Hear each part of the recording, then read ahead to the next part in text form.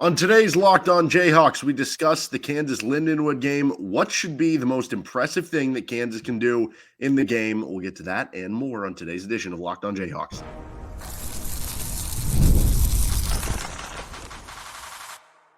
You are Locked On Jayhawks, your daily podcast on the Kansas Jayhawks. Part of the Locked On Podcast Network, your team every day.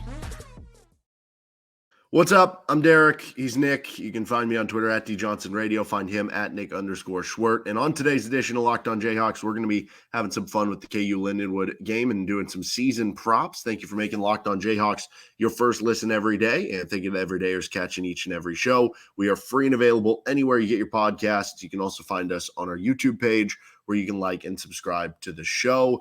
And we'll get into the KU Lindenwood talk first. Then we'll get into some of those season props and then finish up whose stat line is it anyway. This episode is brought to you by Game Time. Download the Game Time app, create an account, and use code LOCKEDONCollege for $20 off your first purchase. Terms apply. Download Game Time today. What time is it? Game time.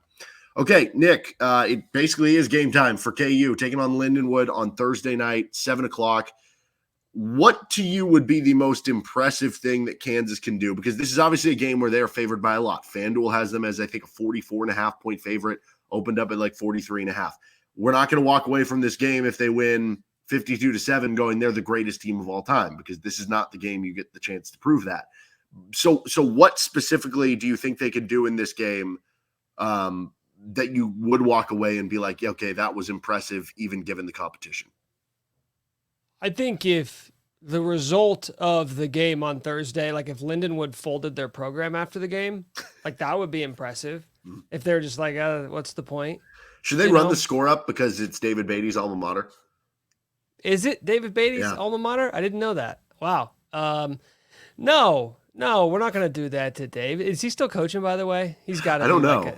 I think I heard he was like an Uber driver down in Texas, right? Yeah, but I think he got like an offensive assistant job with like Florida Atlantic or something. I don't know, Rice. And the most impressive thing is that we don't have anything to talk about next week. That's it. Because like I don't want to sit here and say, Harry Stewart rushed for 76 yards on 7 carries. Like, is he a guy to watch? No, I want the game to be so non-competitive, Derek, that we can't manufacture topics. I want Jalon Daniels to play 2.5 quarters, and I want all the starters' stats to be so unimpressive because they only played half a game that we aren't sitting here next week saying like, oh, so-and-so had a nice game. Like, I just want everybody to get run. I want Cole Ballard to get run. I want Isaiah Marshall to get run. I want every single player who is on scholarship on this roster to get a snap in the game. Because honestly, if you are the team that we all want them to be this year, this game against Lindenwood should mean absolutely nothing in the grand scheme of things. So do what good teams do to bad teams and annihilate them. Yeah. For me, I want to see pass rush because, yes, hypothetically, your pass rush could not be there this game, and then all of a sudden it flips a switch in week 2 and the rest of the season, sure. But in theory, there's no offensive line you're going to play that's going to be worse than this one, right? So if you're not getting a pass rush against this offensive line, what are you expecting for the rest of the season? And yeah, but even if you do get it, like Lonnie Phelps 2 years ago, didn't he have like 6 sacks in a game or something? 3 sacks and he had 4 TFLs. But did that not give us an indication that Lonnie Phelps was, I don't know, maybe one of the best defensive players on the team? And he was. You look at last year, how much did it matter Booker the rest of the game. Season? How much did that matter the rest of the season? I think it showed that, like, okay, the way I view it is if you're not going to do it against worse competition, then how can I expect you to do it against better competition too? Does that kind of make sense? Like, it makes sense. Right? It makes sense, but just because you do it against bad competition doesn't mean you'll ever do it again. No. So this isn't like a nihilistic approach. This is more of my general philosophy that this game doesn't mean anything. Like, you just need to beat the brakes off them and then move on to the games that will impact the rest of your season. Sure. The way I look at it, though, like Kyron Johnson, I think he had a sack in the South Dakota game. Austin Booker had a big game last year. I think he had 2 QB hits and a sack. Lonnie Phelps had the 3 sacks. Like, Hayden Hatcher didn't do those things. Jeremy Robinson didn't do it. Like, there was a little bit more of an indication of who that guy was from that game in the past for KU against the FCS team. So to that notion, is there a player that you would like to see? Like if I told you one player did have that Lonnie Phelps type performance, and that could be applied to any position, right? It could be 5 catches for 160 yards and 2 touchdowns. Who would you take? Who would you think would be most beneficial for KU, or maybe it would just be most fun? Well, most fun is Jalon Daniels entering the game healthy, leaving the game healthy. Like that's just like that's going to be a prevailing storyline all season long. Protect the goods, right? Protect the assets at all cost. And he's a guy where every single time he takes the field, I'm going to be concerned about him leaving healthy, about him getting to the next game healthy. So it's kind of a cliche answer because I could probably say this every single week. He could play healthy football for 2 months, but in week 9, I'm still going to be kind of clutching a little bit about, is this guy going to stay healthy all season long? So yeah, I want to see him healthy. I want to see the wide receivers, man. Like I want to know if this new offense under Jeff Grimes is going to result in more production from the receivers. I know they were really excited to not have Andy Kotelnicki in the bowl game last year, but I just want to see how it's going to be different, if it's going to open up more downfield shots for some of these playmakers, because I do think Kansas has really talented receivers. The offense just hasn't lended itself to those guys putting up, really big numbers or taking those shots downfield consistently. So I want to know if that's going to change this year. Could you make the argument based on what you said with Jalon Daniels that maybe the most important performances in the game are like the backup court? Like what if Isaiah Marshall goes out there as the third string and you play Cole Ballard in the third quarter, you play Isaiah Marshall in the fourth quarter, things are going well. And Isaiah Marshall in the fourth quarter goes 7 for 8 for 130 yards with a touchdown and runs for another 30 yards. Would that be about as important as anything? Because that would make you feel a little bit better about that backup quarterback position. But then again, like you said earlier, it is Lindenwood. Yeah, I mean, I'm going to be excited to see those guys at all times. Like at least last year, even when Daniels went down, whether you liked him or not, you knew what you had in Jason Bean. You knew what that experience was, which is you're going to get a little bit of everything. We really don't know what you're going to get with either of those guys. We saw Cole Ballard versus K-State, but it's kind of a one-off, not enough to draw any conclusions from. And yeah, Isaiah Marshall is a complete unknown. So that's why I want to see those guys get run. I want to see both of those guys go out there for at least a couple of series just to, if nothing else, like you're not drawing any conclusions, but you're eager to see what they look like for a team that has high hopes and that you hope can have a little bit more quarterback depth than we think they have right now. All right, we're going to get on to some season props. These are going to be fun. And then whose stat line is it anyway? This is Locked On Jayhawks. Our episode today is brought to you by Game Time, which has a new feature called Game Time Picks that makes getting tickets for your favorite live events even easier. Game Time Picks filters out the fluff to show you only incredible deals on great seats so you don't have to waste time searching through thousands of tickets. If you're in the area, there's a 50% off deal for Labor Day for Diamondbacks Dodgers, but there's other great features going on Game Time too, like all-in pricing where you can toggle this feature so you see the total up front. You're not blindsided by fees at the end of checkout. And just know that you can see your seat view on Game Time. So like that's one of the coolest things that you get to do. It's a panoramic view. You can have it on your phone, and as you kind of tilt it here and there, you get to see the different side angles of the view. Take the guesswork out of buying tickets with Game Time. Download the Game Time app, create an account, and use code LOCKEDONCollege. That's Locked On College, LOCKEDONCOLLEGE for $20 off your first purchase. Terms apply. Again, create an account and redeem code Locked On College for $20 off. Download Game Time today. What time is it? Game time. This episode is also brought to you by FanDuel Sportsbook. You've heard us talk a lot about FanDuel, America's #1 sportsbook. Well, we have something a little bit different for you. Now through September 22nd, all FanDuel customers can bet $5 and get a 3-week free trial of NFL Sunday Ticket from YouTube and YouTube TV. Then, with a YouTube TV base plan, you'll be able to watch every regular season Sunday afternoon out-of-market game. All you need is a Google account and a current form of payment, and you can cancel anytime. Just visit FanDuel.com, check out all your odds, check out all your upcoming college football action. You can get some prop bets for the KU game. They're favored by 44.5, and you can get that great deal for NFL Sunday Ticket. Just visit FanDuel.com/LockedOn to download America's #1 sportsbook and the official sportsbook partner of the Locked On Podcast Network. All right, continuing on here, we're going to get to our season prop bets. Some of these come from FanDuel, others are just self-created here. Okay, so Jalon Daniels, over under 9.5 started games. What does your gut tell you? My gut. Well, what does my gut tell me? What does my heart tell me? What does my brain tell me? I'm gonna say over.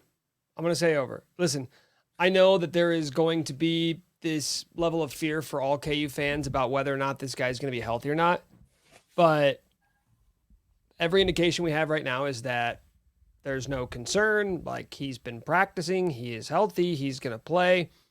It's going to be a storyline, it's going to be a concern, but if I don't have any data other than like, he's gotten injured the last couple of years to suggest that he's going to get injured again, I'm just going to assume, I'm going to take these guys at their word and assume that he's healthy and he's going to play. So I'm going to go over. Yeah, I'm just going to pull a quote here from Captain America on Avengers. I know it is because I don't know what I'm going to do if it doesn't. So we're just going to go with over. And I don't know what's going to happen if it doesn't happen that way, right? I know what's seen. That's when they go to space, you know? When they go to space, yeah. And back in time to get the stones. And they fight the bad guys. Yeah, all the things happen. Yeah. Okay, over under 1,500 rushing yards for Devin Neal. That would be a single season KU record. I'm going to go under just because I think there's a lot of mouths to feed. I would take the under on a lot of offensive stats, like whether it's whatever, if you throw a lofty number for Jalon Daniels touchdowns, any of the receivers receiving yards, and Devin Neal, because I do think it's going to be spread pretty evenly. This is not an offense that's just going to run through the quarterback or it's just going to run through RB1. There are going to be a lot of guys getting touches, but that's not to say he's not going to have a really impressive season. You know, you go for 1,350, 1,400 yards. That's still a really, really good season, not to mention whatever he provides in the pass game. But 1,500 is a lot, so I'm going to go under. I'm going to go over on this. I think he's going to break the record. Obviously, you got to stay healthy to be able to do this. I go back to that 2021 season when Jeff Grimes was at Baylor. They will feed the top running. They'll feed both running backs, but they really will feed that top guy. Abram Smith, who is a good running back, but I don't know. Abram Smith hasn't had this illustrious NFL career since then, and I think Devin Neal is going to be drafted. I don't think Abram Smith was drafted. He had 1,600 rushing yards in Jeff Grimes' offense in 2021. So I'm going to take the over here on the Devin Neal one. Over under one KU receiver. It can be any KU receiver you choose with a 1,000-yard season, which would be the first 1,000-yard KU season for a receiver since the Desmond Briscoe, Kerry Meyer days. I'm going to go over there. I'm going to go over because 1,000 yards is not like, you're not an All-American at 1,000 yards. You're not even first team All Big 12 with 1,000 receiving yards. And I think specifically it's going to be LJ Arnold. I think, again, I'm just kind of buying into the hype about the offense and more downfield shots, more explosive plays in the pass game, especially if Jalon Daniels is healthy. I just think one of these guys is going to boom. You could take your pick. It could easily be Grimm or Skinner, but I just think LJ is more of a complete wide receiver. He can play the X, he can play outside, he can play in the slot. Like, I like his skill set to the point where I think, you know, it doesn't have to be crazy, but like 60 catches, 70 catches, 1,000 yards, like that's a really, really good season. I would take the under on this. This is one where I do expect them because of the way they run the football, because of the way that they spread everything out. So it went from like, I think LJ led him 2 years ago at like 750 to last year's closer to like 800. Maybe it's like 900. I don't know. That's not like that far under, but it's just with the way that they have those three receivers. And I also, I don't know, I guess I would go LJ there, but I did do a look at all the games that Jalon Daniels has played. And in those games where he like started and finished the game, it was Luke Grimm, who was the leader in receptions and receiving touchdowns, not LJ Arnold. Arnold, though, I think was right there with Grimm in terms of yards. So I think it's just going to get spread out because I think Trevor Wilson's going to play a big role on this team too. I think Doug Emilio will get some run here or there. They're going to run it with multiple running backs. Even Jalen's going to run the football. I just don't know if they'll have the one guy get it, but it wouldn't surprise me because I think if like you had a receiving core where you only had one of those three starters they have and the other two were just like average players, I think it would for sure happen. You'd probably have one guy, you know, get like 1,200 yards or something. Over under, KU's leader in sacks at 6. What did Booker have last year? Like 8? Booker had like 8.5. And then I think Phelps had like 6.5, 7. Kyron Yeah, Johnson, it'll probably happen. It'll probably happen, but I don't know who it's going to be. There's no obvious candidate, no. Yeah, you could say Robinson, but I mean, he hasn't done it each of the last 2 years. So it'll probably just happen. Like, I feel like it's just an odds game of you're going to play 13, 14 games. Somebody's going to have to benefit from a consistent pass rush. So I don't think it'll be anything crazy, but yeah, somebody will do it. I always think it's funny going back and looking at the 08 Orange Bowl team that their leader in sacks had like 3.5. And it's like, that's just so uncharacteristic. Yet they had a ton as a team because it was just like everybody had like 1, 2, or 3. Yeah. I don't know that I'm predicting that. Yeah, I'll say over on this for somebody. I don't know. Maybe it's DJ Warner. Maybe it's Dean Miller. Maybe it is Jeremy Robinson kind of breaking out. Okay, over under 0.5 AP first team All-Americans. That's so hard to do. I'm going to go over. And I think it's a defensive player. I think it's Cobee Bryant. Yeah. And honestly, I think it's Cobee Bryant, but would it shock you if it was Mello Dotson if he went out and got 7 or 8 picks this year? Like, he is absolutely capable of doing that. Both those guys are. So I think it's just too tough at the quarterback and the running back positions. Those are the obvious candidates, but cornerback, get a bunch of picks, man. Like, that's kind of it. Like, All-Americans aren't going in off PFF grades, off coverage rating. Like, they're going in based off counting stats, and both of those dudes get picks in bunches. So, yeah, I think it's one. I think I'm going to take the over, and I think it's a defensive player. Yep, I'll go with that too. And then over under 3.5 NFL draft picks for 2025. I'll go over. I think Cobee and Mello both probably Cobee and draft Mello picks, are both going. right? Devin Neal's getting drafted. Devin Neal, yep. Devin Neal will get drafted, and I don't know. Jalen's undersized. I get it. I feel like the NFL has kind of maybe become more open to just like, hey, if you're a good football player, we'll give you a shot. So I mean, if you think LJ Arnold's getting 1,000 yards, then he could be, a late round draft pick, right? Yeah. Maybe an offensive lineman, maybe a defensive lineman steps up. It's right? always like, it'll always Marvin be like Grant. a guy who surprises you. Like, not one of the star players who ends like Darryl Stuckey from the Orange Bowl team played as long as anybody in the NFL from that roster. He was a good player, but nobody was saying like that is your prototypical NFL prospect. So yeah, I'm just going to play the odds knowing that I think both of those cornerbacks are getting drafted and just saying another couple dudes are going to hear their name called too. Okay, last one, over under 8.5 wins. That is the official win total. Over. Yes. I mean, if not now, then when? If you can't dream and get a little overzealous this season, then when are you going to be able to? I want to see this team win 10 games, right? If you're preseason number 22, I want to see them finish the season at number 12. Like, I know it's lofty. I know those are expectations that are kind of unheard of for Kansas, but this is your last chance. You're losing basically everybody next year. I'm going all in with my expectations for a team that I hope goes all in on the field. Yeah, I'm going over as well. If you told me Jalen's healthy for the whole thing, I'm kind of interested. You can get on FanDuel, KU to win 10-plus games. I think that's like plus 350 there, so you can check that out there. All right, let's finish up. Whose stat line is it anyway? This is Locked On Jayhawks. We're brought to you by 5 Hour Energy. As a new parent who's constantly up at crack of dawn or dealing with things with the kid, or you're just tired throughout the day, you need that little energy boost. And 5 Hour Energy is going to help provide that. With zero sugar in a convenient portable size, it's the perfect pick-me-up for getting stuff done. The 5 Hour Energy website has flavors galore like watermelon, tropical burst, grape, berry, and more. It's a flavor for everyone. Try them all. On the site, you can even have the option to build your own 12-pack or 24-pack. You choose the flavors, and it's delivered right to your door. If you go to 5hourenergy.com, that is the number 5, hourenergy.com, and get some 5 Hour Energy product today, you can use my promo code LOCKEDONCFB to receive 20% off your order. This offer is valid until September 30th on one order. It cannot be used with other promotions. The code is not good on subscription orders. Just go to 5hourenergy.com today. Finishing things up with whose stat line is it anyway? Okay, so this is going to be maybe not a fun stat, but KU's playing an FCS opponent. We've kind of gotten past that point where it's like, I'm so worried about the FCS game just because of the past history. But here's the question for today. How many FCS losses all time does Kansas have? I mean, was FCS a thing 50 years ago? Is this a relatively new distinction? It was at least like 40 years ago. Okay. Then I just assume there's been quite a few scattered across there. So, and you said it was a depressing stat.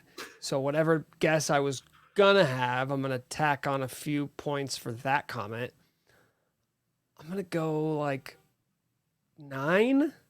No, it's not that. When I said depressing, I was just by the memories you think of when you have them recently over the past 15. It's it's 4. They're 29-4 against FCS opponents, which sounds a lot better than I would have actually thought. I don't know if you can name them all. I'll give you this one. 1987 was against Louisiana Tech. They lost 16-11. So I don't think you would get that one. But I think I'm bad. you get the other three. Because I'm bad at these. Like when I think back to the era, like I know South Dakota State. Yep, that was 41-38 in 2015 when Kozart couldn't get off the spike. Yeah. What was the one in like 2010? Was that South Dakota? That was North Dakota State, and that was the disgusting 6-3 game, but then they beat a ranked Georgia Tech team right after. Okay, and then there's been one more recently than both of those, right? It was the nail in the coffin for David Beatty. It was the Nicholls State game when they ran a quarterback draw with Miles Kendrick, who hadn't been in the game. I could picture the logo. I could picture the logo in my head, but I couldn't think of the team. Yep, that's right. That's right. Crazy enough, actually, Louisville, Kansas State, Iowa State all have 7. Wake Forest and Oregon State each have 6. Cincinnati has 5. So even though Kansas hasn't been, among other peers, the best against FCS teams, there are teams who have been worse. So, yeah, do with that what you will. All right, Nick. Yeah, there you go. Where can you find your work? What do you got going on right now? You can check out our podcast, Could Be Wrong, wherever you get your podcasts. You can watch the full episodes on YouTube. All right, he's Nick Schwert, at Nick_Schwert on Twitter. I'm Derek Johnson, at D Johnson Radio on Twitter. That'll do it for us today on Locked On Jayhawks. We'll be back tomorrow for a full preview of the KU Lindenwood game. See you then.